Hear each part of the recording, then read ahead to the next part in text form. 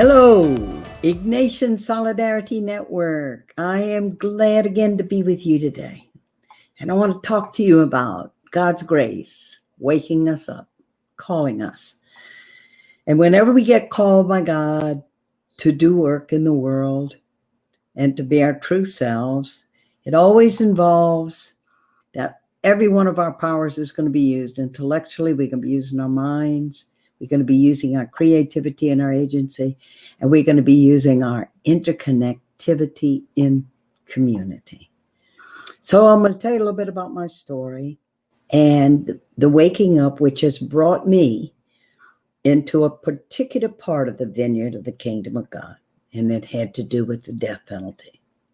But I had to wake up to it. I didn't start out knowing that was going to be what I was going to do. In fact, that was the last thing on my mind, to think that I was going to be in some execution chambers with people and being there with them when they're being killed by the state. You kidding me? Whoever thinks they would do anything like that? So I wanted to share with you a little bit, because I have just written this book, River of Fire, and it's really a spiritual autobiography that tells about my waking up and step by step in my life, about waking up to the gospel of Jesus. And I had a lot of waking up to do. I had to break out of some ways that I was confining the way I saw things. And the way I see it and the way I put it in River of Fire is just like two cocoons I had to break out of. And one was my spirituality and the way I approached my faith.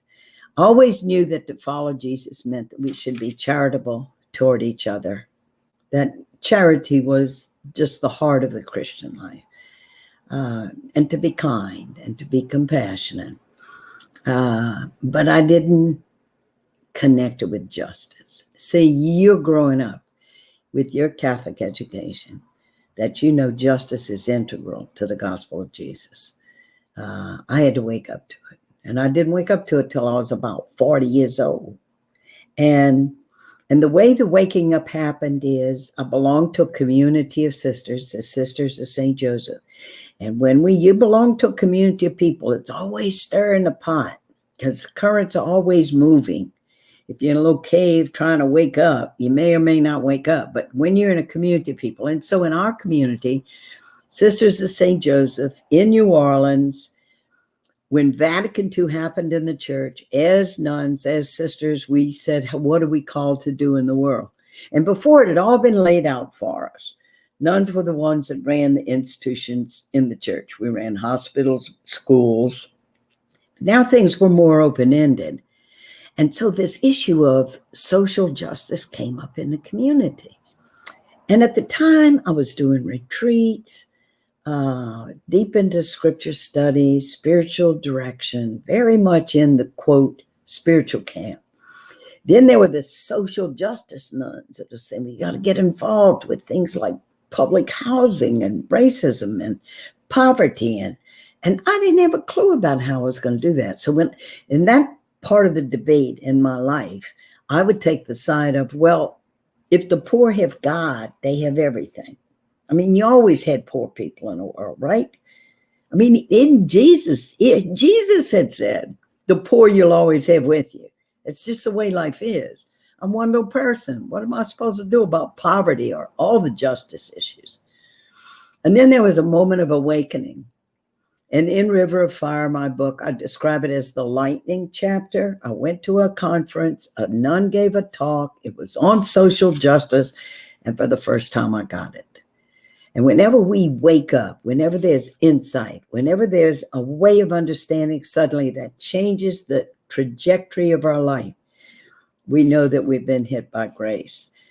And the name of the person who gave those talks to me was Sister Maria Augusta Neal. She was a sister of Notre Dame de Namur. And here was the line. I can even give you the line in a conference. And she said, Jesus preached good news to the poor. And because I had so overly spiritualized everything, I thought what she was going to say was, well, how much God loved them, that they were the poor, that the last would be first. Every hair they had was numbered. One day they'd have a great reward in heaven, that they were suffering with Jesus on the cross. I expected that. And she said, integral to the good news to poor people struggling is that it wasn't God's will for them to be poor, and they had a right to seek and struggle for what was rightfully theirs. And suddenly I just went, I haven't lifted a finger ever to be involved with poor people. And then I also has part of my mentality at the time, and I'm apolitical. I'm spiritual. I'm above all this political stuff. And boy, and then it's like Maria Augusta was waiting for me again. It was a double zinger. First of all, to be on the side of Jesus, you got to be involved in solidarity with people struggling for justice. And then comes zinger number 2. And she says, if we think that we could be apolitical, that we're outside the political sphere, to be apolitical really means that we support the status quo, that we're going along with things as they are, which is a very political stance to take. Because if you're going along with things, then you're for it. Like if you never protest against the death penalty or against racial injustice and you're quiet, then you're complicit. So boom, boom. And I came out of that conference and made a change in my life. And here's the thing about waking up, that when we do wake up, it's important to act right away, to put that new insight into action in some way. Otherwise, if all we do is keep staying on the sidelines or writing about it or just keeping on reading, we have to act, because when we act, when we put our hands on a rope and start pulling, life flows through us. And that's when we have hope. If all you're doing now, and these are challenging times we live in now, is just getting information, which you can Google in your hand on your iPhone, and overwhelmed with information going on, you can move into despair, paralysis. It's so important to act, and act is always connected in community. And see, you call the Ignatian Solidarity Network. Solidarity it's always going to be in the context of community. So what I did, I got on a bus and I started volunteering, going into the inner city and working at a place called Hope House.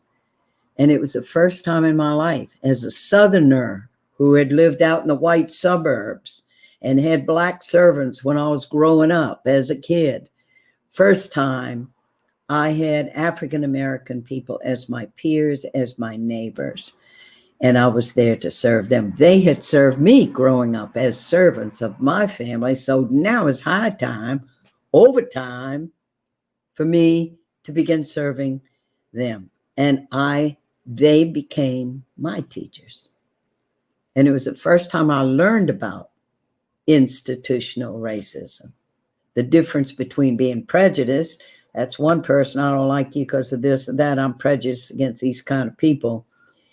But racism is where you have prejudice hooked into institutional power.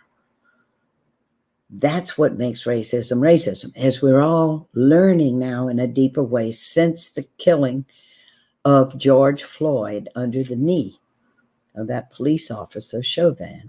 And we watched it on a video.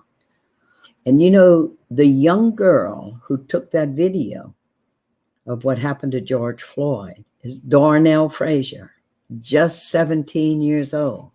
She happened to be there that day witnessing that. And she held her iPhone, her purple iPhone, and videoed that. And Chauvin, the officers looking at her, and people are saying, get away, stop doing that. And he even threatened to taser her if she didn't. And she kept taking that video. And you know, there's a saying in Latin America, what the eye does not see, the heart cannot feel.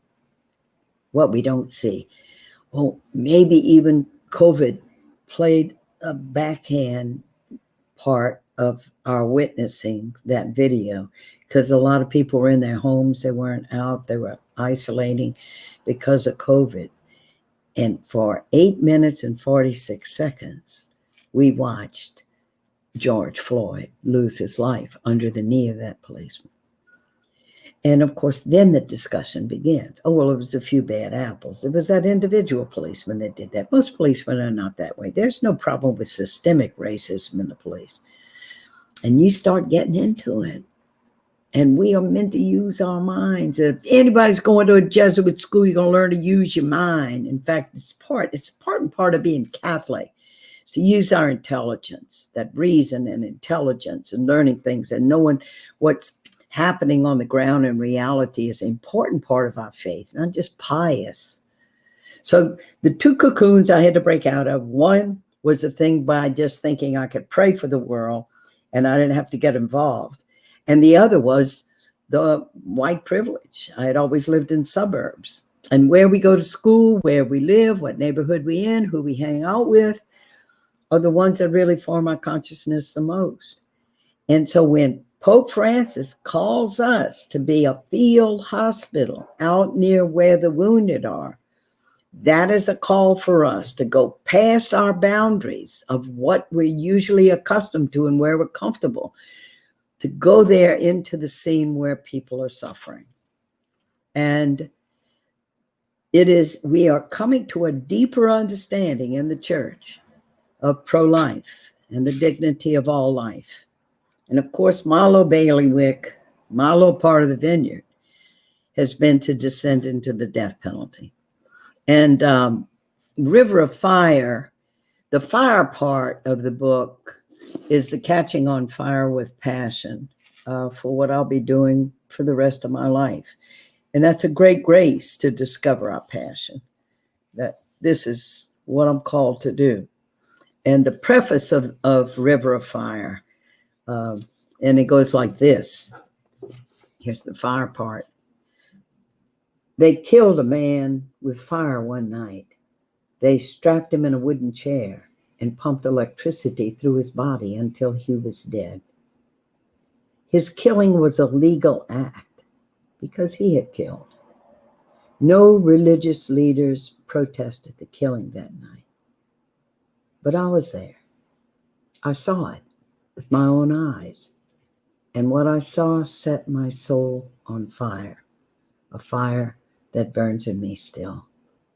And now here's an account of how I came to be in the killing chamber that night and the spiritual currents that brought me there.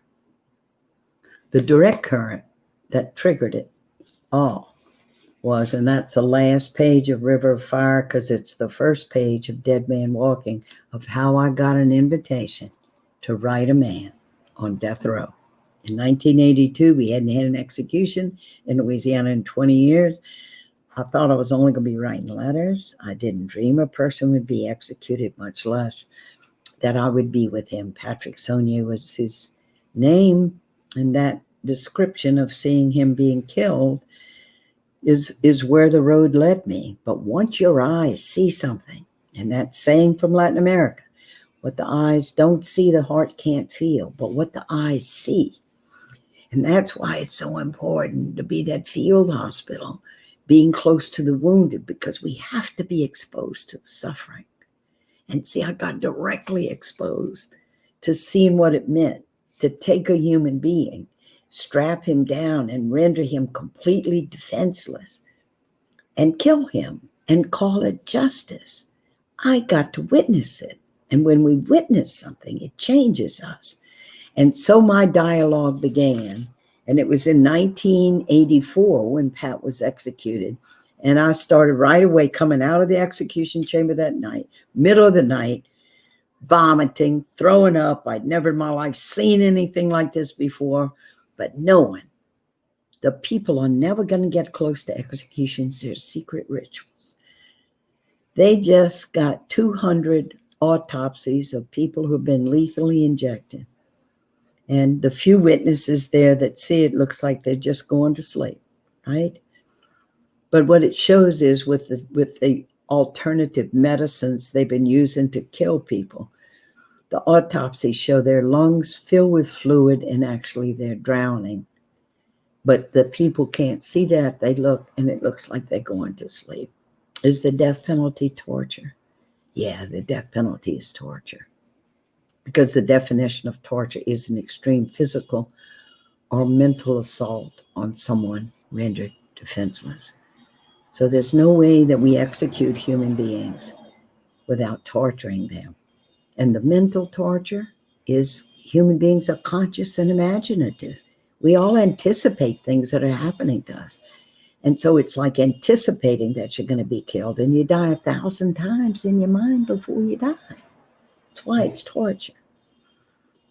And so I witness, and so I see, and so my mission is born. And my dialogue begins not just with the church, but in a special way with my fellow Catholics.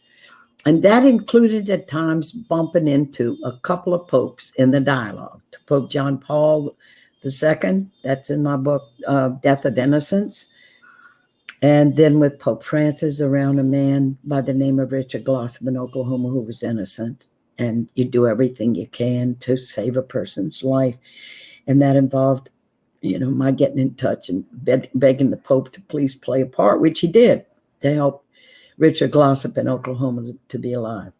But the heart of my dialogue with Pope John Paul II, and now we see the strengthened, clear articulation of the church's position now on the death penalty. It was a growth. It took 1,600 years of dialogue to reach the position that under no circumstances can we let the government ever execute anybody. Even for the gravest crimes, we can't let governments be arbiters over life and death. It took a lot of dialogue and a lot of growth. The heart of my dialogue with Pope John Paul II was my saying to him, Your Holiness, does the Catholic Church only uphold the dignity of innocent life? I believe in the dignity of innocent life. But what about the guilty?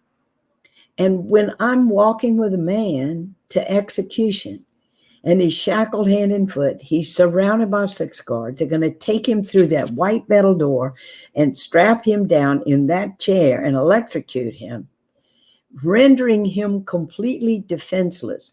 Where is the dignity in killing a defenseless person? And the consciousness had been building in the church. I was one part of the dialogue. There were many other people involved in this. Is that the reason, traditionally, that the church had always upheld the death penalty was to defend society. But now we got prisons. We have a way to keep society safe without having the government kill people. And so the consciousness builds, and that's how the people of God, that it's always us as a whole. We're all having experiences as people of faith. We dialogue with each other. We witness, we share, we grow. And so Pope John Paul II did his part. He made a big change on the death penalty when he was in St. Louis in 1999. He was the first pope to put the death penalty with the other pro-life issues, the first one to do it. And he said no to the things we usually hear or are accustomed to hearing. No to abortion, no to euthanasia, no to physician-assisted suicide, all the death of innocent people. And he said, and no to the death penalty because it's cruel. He recognized the torture. Our Supreme Court is not recognizing that the death penalty is torture. No to the death penalty because it's cruel and unnecessary. And what that meant was we have a way as a society to keep ourselves safe. We don't need to have government killing people anymore. And then he added, even those among us who have done a terrible crime have an inviolable dignity that must not be taken from them. And it's the rendering of the person defenseless and deliberately killing them that strips away the dignity of a person. Because defenselessness, you can't fight back. They strap you in, you're helpless. And you're waiting in that cell, 15, 20 years before they come to take you away, to kill you. So we're past that. So to be pro-life means we got to be into all the issues of life. The migrants that are drowning in the Mediterranean, the immigrants trying to come into our country seeking asylum in the desert, coming in from the southern border, children that don't have enough food, the terrible education system where people are thwarted and maimed in their mind because they can't get an education, people not getting access to health care. When you go to look at issues and when you go to vote for someone, you got to look at the whole deal.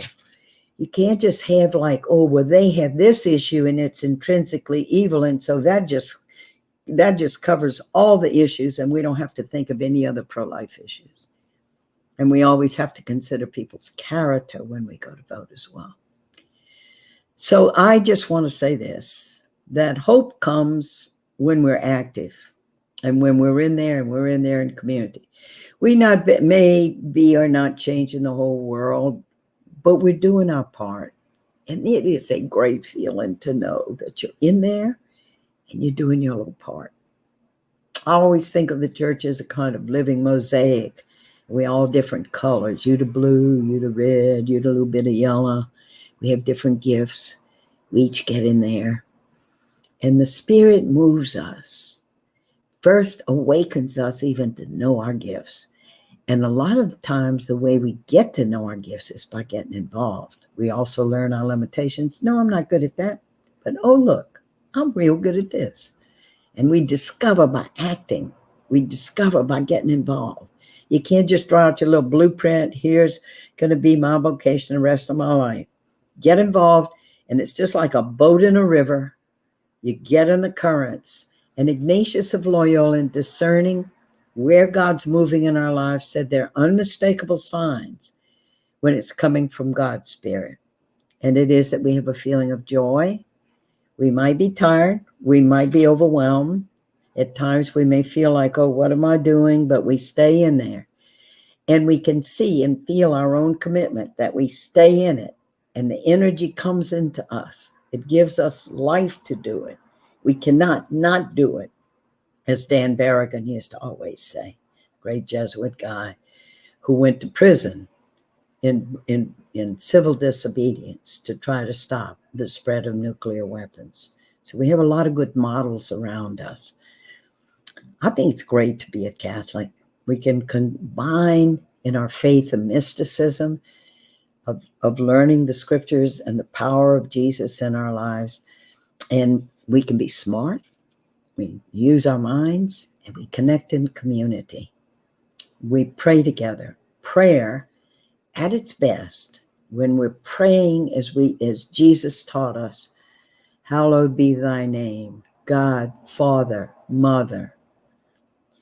May we build on earth what you do in heaven. And that divine spark and divine energy meets up with us, just us. And maybe that's the best definition of justice. It's just us, but God uses us. So I wish you well. I hope this is a great conference. Glad to be a little part of it. Invite you in to read my book and take journal notes on it, because you're going to interact when you read a book. It's not a neutral, passive thing, because sometimes we read a book and sometimes the book reads us, if you catch my drift. Have a great day. God bless you. Live in joy and live in the strength of the Spirit.